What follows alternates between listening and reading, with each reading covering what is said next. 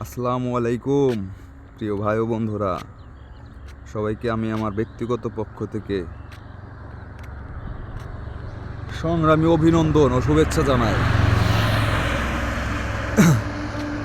আসলে ভিডিওটা করার উদ্দেশ্য আমাদের এই যে ঢাকা পাটুরিয়া হাইওয়ে রোডের দুই পাশের দৃশ্য দেখানোর জন্য।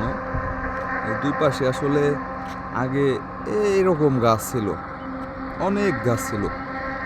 সেই গাছগুলো আজকে আমাদের মাঝ থেকে হারিয়ে গেছে। তো এখন আছে, এখন এই যে কারেন্টের খাম্বা, বৈদ্যুতিক লাইন এ পাশেও যেমন আছে, রাস্তার এ পাশেও তেমনই আছে। এখন আমার প্রশ্ন হইল, এই রাস্তার পাশে আমাদের এই রাস্তায় পাটুরিয়া থেকে উথুলি মোড় পর্যন্ত যেই পরিমাণে দুর্ঘটনা ঘটে, এই পরিমাণ অনুযায়ী এখন পর্যন্ত আসলে নিরবিচ্ছিন্নভাবে একটা ঘটনা ঘটছে, কিন্তু স্যাম্পল হালকার ভিতর দিয়ে চলে গেছে।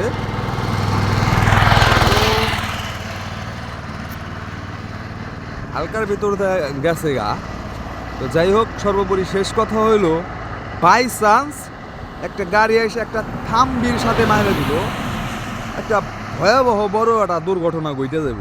কারণ এমনি গাড়ি একটা দুর্ঘটনা ঘটলে অনেক ক্ষয়ক্ষতি সম্মুখীন আমরা নিজেরাই হই। তো সেক্ষেত্রে আপনার থাম্বিতে মারলে আরও ডাবল দুর্ঘটনা ঘটবো, প্লাস ক্ষয়ক্ষতি আমাদের বেশি হবে।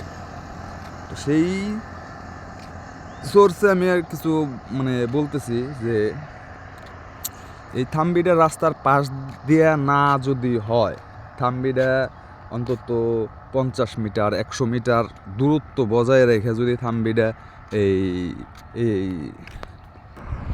স্থাপন করা হইতো, তাহলে আমার মনে হয় রাস্তার দুই পাশ দিয়া এই যে এরকম গাছপালা লাগাইলে আমার একটা ধারণা দেশের পরিবেশের জন্য, রাস্তার জন্য, আমাদের জন্য, সবার জন্য ভালো হইতো।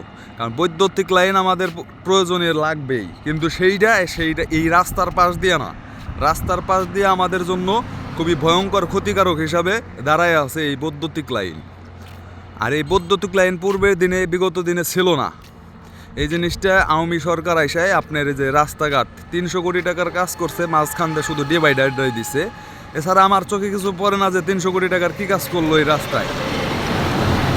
তো যাই হোক, সর্বোপরি শেষ কথা, আমার একটা বিনীত অনুরোধ থাকবো, সেটা হলো এই রাস্তার দুই পাশের খুঁটিগুলা নিষ্কাশনের ব্যবস্থা এবং কি খুঁটির দূরত্ব বজায় রাখা, রাস্তার দুই পাশ দেয়া গাছ লাগানোর জোর দাবি জানাই আমি। এটা আমার ব্যক্তিগত মতামত এবং কি আমার ব্যক্তিগত পক্ষ থেকে আমি এই দাবি জানাচ্ছি। তো এই খুঁটিগুলা আমার মনে হয় না যে শুধু আমাদের এইখানে, সারা বাংলাদেশ এরকম এই পাটুরিয়া ঢাকা, পাটুরিয়া আরিচা হাইওয়ে সড়ক থেকে ঢাকা পর্যন্ত সারা দেশই রাস্তার দুই পাশ দেখ বৈদ্যুতিক লাইন আর খুঁটি। রাস্তার দুই পাশে আর কোনো কিছুর প্রয়োজন নেই। এই রাস্তার দুপাশে আপনার আমার জমি জায়গা, ঘর বাড়ি সবই করতে পারতাম। সেই জিনিসটা থেকে আমাদের জায়গাগুলা নিরবিচ্ছিন্নভাবে পড়ে আছে, কোনো কার্যক্রম নাইকা।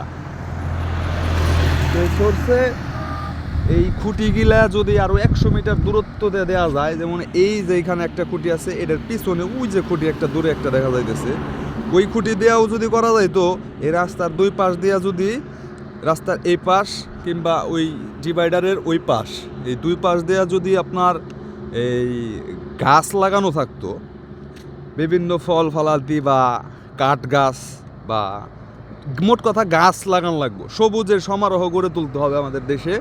সেটা করলে একটা গাড়ির জন্যও ভালো, আমাদের জন্যও ভালো, রাস্তার জন্যও ভালো, সবার জন্যই ভালো, কিন্তু খারাপ না। কিন্তু এই থাম্বিটা থাকায় কিন্তু খারাপ। আপনারা বাস্তব এই জিনিসগুলা দেখেন, এই থাম্বিটা এ জায়গায় দাঁড়ায় রয়েছে, প্রতিটা থাম্বি বেকা কোকা যেমনি হোক আছে। আর বিশেষ করে থাম্বি এখান দিয়ে আসলে কিসের লাইন নেওয়া হয়েছে সেই জিনিসটাও আমাদের জবাবদিহিতা কেউ করে না, আমাদের জবাবদিহিতার করা হয় নাই। এই বৈদ্যুতিক লাইনটা যারা তার টানাইছে, এটা আমি যতটুকু জানছি যে আফতাবউদ্দিন খানের সোলার প্ল্যানের লাইন। এই লাইনটা আসলে কোথায় গেছে, এটার কাজটা কি, এটার বুকটা কারা করতেছে আমি জানি না।